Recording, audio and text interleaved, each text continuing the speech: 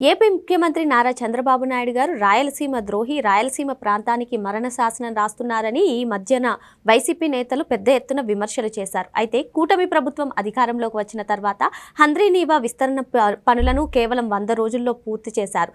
ఈ హంద్రీనీవా ద్వారా ఇప్పుడు రాయలసీమ ప్రాంతానికి ఎన్నడూ లేని విధంగా నీరు అందినట్టుగా కూడా తెలుస్తుంది. మరి మొత్తానికి రాయలసీమ ద్రోహి ఎవరు తెలుసుకునే ప్రయత్నం చేద్దాం. దీన్ని విశ్లేషించడానికి మనతో పాటుగా ఉన్నారు ప్రముఖ ఆర్థిక, రాజకీయ, సామాజిక విశ్లేషకులు అప్పసాని రాజేష్ గారు.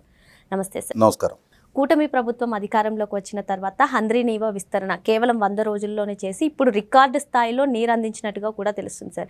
ఆఖరికి వైసీపీ నేతలందరూ కూడా ఈ విస్తరణ పనులు మా హయాంలోనే మొదలు పెట్టామని చెప్పారు. మరి ఈ రాయలసీమ లిఫ్ట్ ఇరిగేషన్ ప్రాజెక్టు గురించి కూడా చంద్రబాబు నాయుడు గారి పైన ఎన్నో విమర్శలు చేశారు. మరి వాస్తవాలు ఇలా కనిపిస్తున్నటువంటి నేపథ్యంలో రాయలసీమ ద్రోహి అని చెప్పి చంద్రబాబు నాయుడు గారిని అనడం ఎంతవరకు కరెక్ట్ అంటారు? హంద్రీనీవా గురించి మీ అభిప్రాయం? ఇప్పుడు వాస్తవంగా ఎన్టీ రామారావు గారు ఆంధ్రప్రదేశ్ రాష్ట్ర ముఖ్యమంత్రిగా పదవి బాధ్యతలు చేపట్టే నాటికి అత్యంత దుర్భిక్ష ప్రాంతంగా రాయలసీమ ఉండేది. అదే సందర్భంలో ఫ్యాక్షనిజం తోటి శాంతి భద్రతలు కొరవడి నిరక్షరాస్యత నిరుపేదలతోటి రాయలసీమ నిండి ఉండేది. అటువంటి స్థితి నుంచి అప్పట్లో చెన్నై తాగునీటి అవసరాల రీత్యా కృష్ణానది నుంచి 15 టీఎంసీలు తరలించాలి అని చెప్పని బచావత్ ట్రిబ్యునల్ ఇచ్చిన అవార్డు మేరకు మహారాష్ట్ర, కర్ణాటక, ఉమ్మడి ఆంధ్రప్రదేశ్, అప్పటికి ఆంధ్రప్రదేశ్ రాష్ట్రమే ఉండేది. ఈ 3 రాష్ట్రాలు ఒక్కొక్క రాష్ట్రం కోటా నుంచి 5 టీఎంసీలు చొప్పున చెన్నై తాగునీటి అవసరాల కోసం బచావత్ ట్రిబ్యునల్ కేటాయింపు చేస్తూ ఇచ్చిన ఉత్తర్వుల మేరకు తమిళనాడు ప్రభుత్వ సహకారంతో ఎన్టీ రామారావు గారు ముఖ్యమంత్రిగా, తమిళనాడుకి ఎంజీ రామచంద్రన్ గారు ముఖ్యమంత్రిగా కొనసాగుతున్న రోజుల్లో మొట్టమొదటిగా శ్రీశైలం ప్రాజెక్టు నుంచి చెన్నైకి తాగునీటి అవసరాల రీత్యా 15 టీఎంసీలు తరలించే ప్రాజెక్టు ప్రతిపాదన వచ్చింది. అలా వచ్చిన సందర్భంలో ఎన్టీ రామారావు గారు శ్రీశైలం నుంచి చెన్నై తాగునీటి అవసరాలకి కృష్ణా జలాలను తరలించే క్రమంలో మా రాష్ట్రంలో వెనకబడి ఉన్న రాయలసీమ ప్రాంత ప్రజలు, నెల్లూరు జిల్లా ప్రజలకి కూడా నీటి సౌకర్యం కలిగించాలనే ఉద్దేశంతో ఆయన చెన్నై తాగునీటి అవసరాలతో కూడిన తెలుగుగంగ ప్రాజెక్టు ప్రతిపాదించారు. ఎప్పుడైతే ఎన్టీ రామారావు గారి హయాంలో తెలుగుగంగ ప్రాజెక్టు ప్రతిపాదన ముందుకొచ్చిందో శ్రీశైలం నుంచి తెలుగుగంగ ప్రాజెక్టు ద్వారా రాయలసీమ ప్రాంతానికి కూడా నీటి సౌకర్యం ఎంతో కొంత స్థాయిలో అందటం మొదలైందో ఇవాళ ఉన్న వెలుగోడు ప్రాజెక్టు, అవుకు రిజర్వాయరు, ఇవన్నీ తెలుగుగంగ ప్రాజెక్టులో అంతర్భాగంగా నిర్మించిన జలాశయాలు అవన్నీ కూడా. అవే చివరికి కండలేరు నుంచి చెన్నై వరకు తాగునీటి అవసరాలు రీత్యా అదే క్రమంలో చాలా దుర్భిక్ష రాయలసీమ ప్రాంతాలకి తాగునీటికి, సాగునీటికి ఈ శ్రీశైలం నుంచి కృష్ణానది జలాల తరలింపు ద్వారా సాధ్యపడింది. ఎప్పుడైతే ఈ క్షామంతో కొట్టుమిట్టాడుతూ ఉండి ఈ కరువు సీమల్లో వేరే ఉపాధి అవకాశాలు లేక, విద్యా అవకాశాలు లేక ఈ ఫ్యాక్షనిస్టులను ఆశ్రయించి జీవిస్తున్న ప్రజలకి నీరు అందుబాటులోకి వచ్చిందో క్రమంగా వాళ్ళు వ్యవసాయాన్ని చేసుకోవడంలో ఉన్న ఆ వ్యవసాయం ద్వారా వాళ్ళు అధిక ఆదాయాన్ని పొందటాన్ని అలవాటు పడ్డారు. ఎప్పుడైతే వ్యవసాయాన్ని అధిక ఆదాయం పొందారో వాళ్ళ పిల్లలను చదివించుకోవడానికి అలవాటు పడ్డారు. ఎప్పుడైతే పిల్లలు చదువుకోవటం మొదలైందో ఆ ప్రాంత ముఖ చిత్రం కూడా మారటం మొదలైంది. అప్పుడు రాయలసీమ ప్రాంతానికి నీరు గనక అందించిన పక్షంలో ఆటోమేటిక్గా అక్కడ సామాజిక స్థితిగతుల్లో కూడా మార్పులు వస్తాయని చెప్పని భావించిన ఎన్టీ రామారావు గారు హంద్రీనీవా సుజల స్రవంతి, గాలేరు నగరి ప్రాజెక్టులు కూడా ఎన్టీ రామారావు గారే శంకుస్థాపన చేశారు. అలా వారి చేతుల మీదుగా శంకుస్థాపన చేయబడిన ఈ ప్రాజెక్టులు గడిచిన కొన్ని దశాబ్దాలుగా, ఆ తర్వాత వచ్చిన కాంగ్రెస్ ప్రభుత్వాలు, ముఖ్యంగా రాజశేఖర రెడ్డి గారి హయాంలో కొంత పురోగతి సాధించారు జలయజ్ఞం ప్రాజెక్టులో భాగంగా. ఆ తర్వాత ముఖ్యంగా 2014లో రాష్ట్ర విభజన జరిగిన తర్వాత విభజిత రాష్ట్రానికి తొలి ముఖ్యమంత్రిగా పదవి బాధ్యతలు చేపట్టిన చంద్రబాబు నాయుడు గారు ఆయన హయాంలో రాయలసీమ ప్రాంతానికి అత్యధిక ప్రాధాన్యత ఇస్తూ 2014-19 మధ్యకాలంలో సుమారుగా ఇరిగేషన్కి ప్రాజెక్టులకు కానీ అలాగే నీరు చెట్టు ప్రోగ్రాం కింద చెరువులు కుంటల నిర్మాణాలకు కూడా కలుపుకొని ఓవరాల్గా ఆ 5 సంవత్సరాల టెన్యూర్లో 68,500 కోట్ల రూపాయలు ఖర్చు పెట్టడం జరిగింది. అంటే ఆన్ అండ్ యావరేజ్ ప్రతి సంవత్సరం 13,700 కోట్ల రూపాయలు ఒక్కొక్క సంవత్సరానికి ఇరిగేషన్ రంగానికి ఖర్చు పెట్టడం జరిగింది. అందులో ప్రధానంగా రాయలసీమ ప్రాంతానికి ఆ 5 సంవత్సరాల టెన్యూర్లో 12,500 కోట్ల రూపాయలు ఖర్చు పెట్టడం జరిగింది. ఆయన ముఖ్యమంత్రిగా కొనసాగిన రోజుల్లో దేవినేని ఉమా గారు ఇరిగేషన్ మంత్రిగా, ఆయన ఇరిగేషన్ శాఖ మంత్రిగా కాలువ కట్టల మీద ఎక్కువగా పర్యటిస్తుండేవాడు. ఏ ప్రాజెక్టుకి ఆ ప్రాజెక్టు పర్సనల్గా విజిట్ చేస్తూ వాళ్ళకి టార్గెట్లు నిర్దేశిస్తూ పట్టుదలగా ఆయన హయాంలో నిర్వహించిన సక్సెస్ చేసిన పనుల పర్యవసానం తొలిసారిగా అనంతపురం జిల్లాలోకి కృష్ణా జలాలు జీడిపల్లి రిజర్వాయర్ వరకు, గొల్లాపల్లి రిజర్వాయర్ వరకు నీరు చేరాయి. అలా చేరిన పర్యవసానమే కియా లాంటి ప్లాంట్ కూడా వాళ్ళకి నీటి సౌకర్యం అందుబాటులోకి వచ్చి అత్యంత దుర్భిక్ష అనంతపూర్ జిల్లాలో lowest rainfall in the country, second lowest rainfall in the country, Jaisalmer తర్వాత అతి తక్కువ వర్షపాతం ఉన్న జిల్లా అనంతపూర్ జిల్లా. ఆ జిల్లాకి కూడా కృష్ణా జలాలు అందటం జరిగింది. ఇటువంటి పరిస్థితుల్లో ఇప్పుడు మళ్ళీ తిరిగి 2024లో చంద్రబాబు నాయుడు గారు అధికార బాధ్యతలు చేపట్టిన తర్వాత ఈ మధ్యకాలంలో జగన్మోహన్ రెడ్డి గారు కూడా 5 ఏళ్ళు ముఖ్యమంత్రిగా కొనసాగారు. ఇక్కడ ఒక అంశం గమనించుకోవాలి. 2014-19 మధ్య ముఖ్యమంత్రిగా పనిచేసిన చంద్రబాబు నాయుడు గారు, 2019-24 మధ్య ముఖ్యమంత్రిగా కొనసాగిన జగన్మోహన్ రెడ్డి గారు, వారిరువురు రాయలసీమ వాసులే.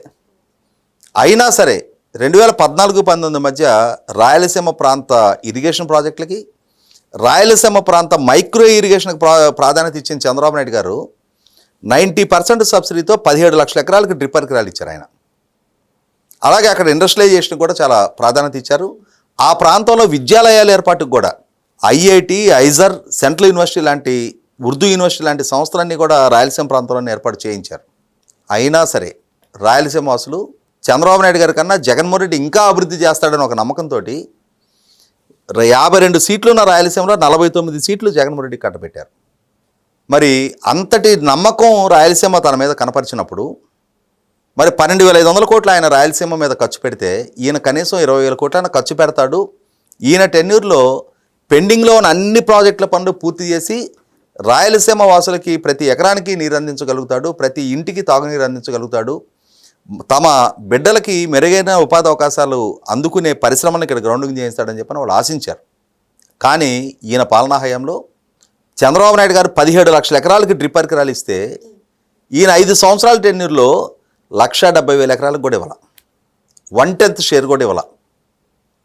అలాగే 12,500 కోట్లు ఆయన ఇరిగేషన్ రంగం మీద ఖర్చు పెడితే ఈయన 2,050 కోట్లు ఖర్చు పెట్టాడు రాయలసీమ ప్రాంతానికి. ఇండస్ట్రియలైజేషన్ సంగతి దేవుడెరుగు. కొత్త పరిశ్రమలు రాకపోగా ఉన్న అమర్ రాజా, జవారీ లాంటి సంస్థలని మూసేయించే ప్రయత్నం చేశాడు. ఇటువంటి స్థితిలో మళ్ళీ తిరిగి ప్రజలు మొన్న 24లో జరిగిన ఎన్నికల్లో 52కి 45 స్థానాలు ఎన్డీఏ కూటమి కట్టబెట్టి జగన్మోహన్ రెడ్డిని 7 స్థానాలకు పరిమితం చేశారు. తాము చేసిన తప్పుని తామే చక్కదిద్దుకున్నారు.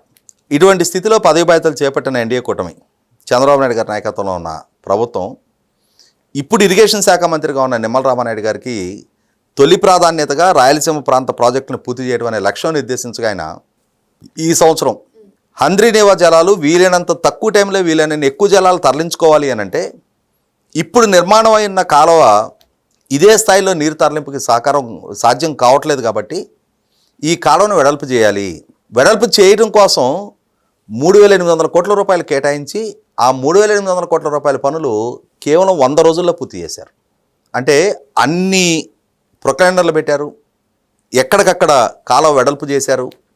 కాలువ వెడల్పు చేస్తూ దానికి లైనింగ్ ప్రక్రియ కూడా కొనసాగించుకుంటూ వచ్చారు. దాంతో ఈ సంవత్సరం ప్రభుత్వం సాధించింది ఏంటి అంటే ఎప్పుడో 2021-22 సంవత్సరాల్లో 252 రోజుల్లో 40.01 టీఎంసీ నీళ్లు హంద్రీనేవా ద్వారా తరలించారు. కానీ ఈ సంవత్సరం ఇప్పటికీ 191 రోజుల్లో 40.31 టీఎంసీలు తరలించగలిగారు. అంటే ఇంకొక 2 నెలలు ఉంది అనగానే ఇప్పుడు కూడా ఇంకొక 2 నెలల అవకాశం ఉంది. ఈ 2 నెలల కాలంలో ఇంకొక 10 టీఎంసీలు తరలించాలి అని చెప్పని లక్ష్యం నిర్దేశించుకున్నారు. అంటే పాలకులకు చిత్తశుద్ధి ఉండి, సమస్యల పట్ల అవగాహన ఉండి, ఎలా పరిష్కరించాలి అని చెప్పని పరిజ్ఞానం ఉండి, ఆ చిత్తశుద్ధికి అనుగుణంగా యంత్రాంగాన్ని తన మంత్రివర్గ సహచరులని సిద్ధం చేసి వాళ్ళకు కావాల్సిన బడ్జెటరీ రిసోర్సెస్ మొట్టమొదట ఆ డబ్బు వాళ్ళకు అందుబాటులో ఉంచి ప్రభుత్వ పరంగా పాలనాపరమైన అనుమతులు వేగంగా ఇచ్చి పనులు కొనసాగించితే ఆ ఫలితాలు ఎలా ఉంటాయి అని చెప్పని ఇవాళ మల్యాల లిఫ్ట్ నుంచి 191 రోజుల్లో 40.31 టీఎంసీ తరలిస్తే అందులో సుమారుగా 38 టీఎంసీలు అనంతపురం జిల్లాకు చేరుకున్నాయి. ఇప్పుడు ఇంకొక 10 టీఎంసీలు మార్చి 1వ తారీఖు లోపుగానే తరలించమని చెప్పని ప్రభుత్వం టార్గెట్ నిర్దేశించింది. ఎందుకంటే మల్యాల దగ్గరకు వచ్చేటప్పటికి ఏంటంటే డెడ్ స్టోరేజ్ నుంచి నీరు తరలించడానికి ఆస్కారం ఉంది. మీరు ప్రస్తావించిన రాయలసీమ లిఫ్ట్ ఇరిగేషన్ ఇక్కడ గమనించుకోవాల్సింది ఏంటంటే చంద్రబాబు నాయుడు గారి ప్రభుత్వం 798 అడుగుల శ్రీశైలం డెడ్ స్టోరేజ్ లెవెల్ నుంచి కూడా నీరు తరలించుకోవడం కోసం అని చెప్పని ముచ్చుమర్రి లిఫ్ట్ ఇరిగేషన్ ప్రతిపాదన తీసుకొచ్చింది. అలా తీసుకొచ్చిన ముచ్చుమర్రి లిఫ్ట్ ఇరిగేషన్ ప్రతిపాదన మరింత విస్తృతంగా హంద్రీనవాకు కూడా లింకప్ చేస్తే తద్వారా కర్నూలు రాయలసీమ ప్రాంతాలకి మిగిలిన రాయలసీమ ప్రాంతాలకు కూడా నీరు సక్రమంగా సకాలంలో చేర్చడానికి వీలవుద్దనే ఉద్దేశంతో అక్కడ మోటార్ల స్థాయిని పెంచాలని చెప్పని ప్రభుత్వం ప్రతిపాదిస్తే ఆ ప్రాజెక్టు కనుక అమల్లోకి వస్తే అది చంద్రబాబు నాయుడు గారు ప్రారంభించిన ప్రాజెక్టు కాబట్టి ఆ క్రెడిట్ ఆయనకి వెళ్ళొద్ది అనే ఉద్దేశంతో జగన్మోహన్ రెడ్డి సంకుచిత స్వభావంతో అక్కడ ఆల్రెడీ ఆన్గోయింగ్ ప్రాజెక్ట్ అది ఆ ప్రాజెక్టు దగ్గర ఆ ప్రాజెక్టు కోసం కాలువ విస్తరణ చేసిన ఆ ప్రాజెక్టు కోసం అదనపు పంపులు ఏర్పాటు చేసిన వేరే రాష్ట్రాల నుంచి అభ్యంతరం రావడానికి ఆస్కారం ఉండేది కాదు. అంటే ఇవాళ ఇరుగు పొరుగు రాష్ట్రాలతోటి అంతర్రాష్ట్ర వివాదంగా అది పరిగణించడానికి ఆస్కారం ఉండేది కాదు. కానీ జగన్మోహన్ రెడ్డి ఈ ప్రాజెక్టుని గాలి కుదిలేసి తను రాయలసీమ లిఫ్ట్ ఇరిగేషన్ పేరిట సంగమేశ్వరం దగ్గర ఒక ప్రతిపాదన చేశాడు. దాంతో అది కొత్త ప్రాజెక్ట్ అయింది. కొత్త ప్రాజెక్ట్ అయ్యేటప్పటికీ పర్యావరణ అనుమతుల ప్రక్రియ, కేంద్ర జలసంఘ అనుమతులు ఇవన్నీ చర్చకొచ్చినాయి.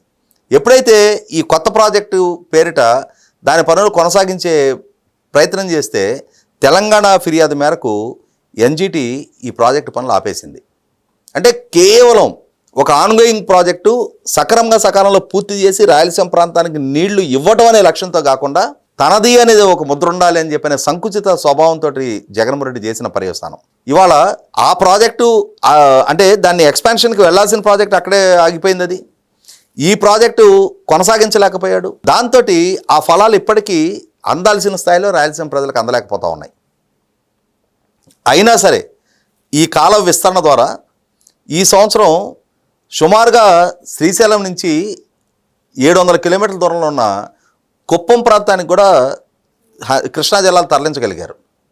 అది ఒక కార్యదక్షుడైన పాలకుడు, కార్యదక్షత, సమర్థత, అంకితభావం, చిత్తశుద్ధి కలిగిన యంత్రాంగం, ఆ విధమైన బాధ్యతాయుతంగా ఫీల్ అయ్యే మంత్రులు, వాళ్ళు అంటే ఆ ప్రాజెక్టుని ఆ ఎగ్జిక్యూషన్ చేసే ప్రాసెస్ ఇంత డెడికేటెడ్గా ఉన్నప్పుడు ఫలాలు ఈ విధంగా ఉంటాయి.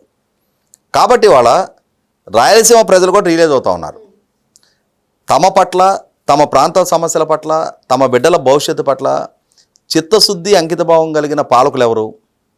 కేవలం రాజకీయంగా ప్రచారార్భాటం కోసం అని చెప్పని పూర్తిగాని ప్రాజెక్టులని జాతికి అంకితం చేస్తున్నాము అని చెప్పని 2024 మార్చి 18 కోడ్ ఆఫ్ కాండక్ట్ అమల్లోకి రాబోతుండగా మార్చి మొదటి వారంలో వెలుగొండ దగ్గర ఒక సభ ఏర్పాటు చేసి ప్రాజెక్టు నుంచి దూరంగా సభ ఏర్పాటు చేసి, ఎందుకంటే ప్రాజెక్టు దగ్గర సభ ఏర్పాటు చేస్తే ఆ ప్రాజెక్టు పూర్తి కాని సంగతి ప్రజలకు తెలుసుది కాబట్టి అని చెప్పని ఇంకా 3,500 కోట్ల రూపాయల పనులు పెండింగ్ ఉండగానే ప్రాజెక్టు పూర్తి చేశాము, ఈ ప్రాజెక్టును జాతికి అంకితం చేస్తున్నాము అని చెప్పని ప్రకాశం జిల్లా ప్రజలని మభ్యపెట్టి మోసం చేయడానికి జగన్మోహన్ రెడ్డి చేసిన ప్రయత్నం ఇవాళ ఈ ప్రభుత్వం అధికారంలోకి వచ్చిన తర్వాత ఇప్పటికీ ఈ 19 నెలల కాలంలో 1,500 కోట్లకు పైగా ఖర్చు పెట్టారు.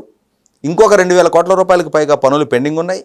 వాటిని కూడా పూర్తి చేసి ఈ 2026 రబీ నాటికి ఆ ప్రాజెక్టును కూడా అసలు సిసలు జాతికి అంకితం చేయాలి అని చెప్పని చంద్రబాబు నాయుడు గారి ప్రభుత్వం సంకల్పిస్తూ ఉంది. అది ప్రకాశం మెట్ట ప్రాంతాలైనా, నెల్లూరు మెట్ట ప్రాంతాలైనా, అలాగే రాయలసీమ ప్రాంతాలైనా, ఆ ప్రాంతాల్లో ఉన్న తక్కువ నీటి లభ్యత దృష్ట్యా ఆ ప్రాంతాన్ని కూడా సస్యశ్యామలంగా మార్చాలి, అక్కడ కూడా పారిశ్రామికీకరణ పెరగాలి, అక్కడి నుంచి కూడా వలసలు నివారింపబడాలి అని అంటే ఆ ప్రాంతం పట్ల అవగాహనతో, ఆ ప్రాంతం పట్ల మమకారంతో పనులు చేసే చంద్రబాబు నాయుడు గారి ప్రభుత్వానికి కేవలం ఎన్నికల కోసం, ప్రచార ఆర్భాటం కోసం తాను చాలా చిత్తశుద్ధితో అంకిత భావంతో ఆ ప్రాంతానికి పనిచేస్తున్నానని చెప్పని పోర్ట్రేట్ చేసుకున్న జగన్మోహన్ రెడ్డి పాలనకి మధ్య ఉన్న వ్యత్యాసాన్ని రాయలసీమ ప్రజలు 2024 ఎన్నికల్లోనే రిలీజ్ అయ్యారు. 2029లోనైనా సరే జగన్మోహన్ రెడ్డికి, చంద్రబాబు నాయుడు గారికి మధ్య ఉన్న వ్యత్యాసాన్ని ఆ రాయలసీమ ప్రజలు చాలా స్పష్టంగా రిలీజ్ అవుతారు.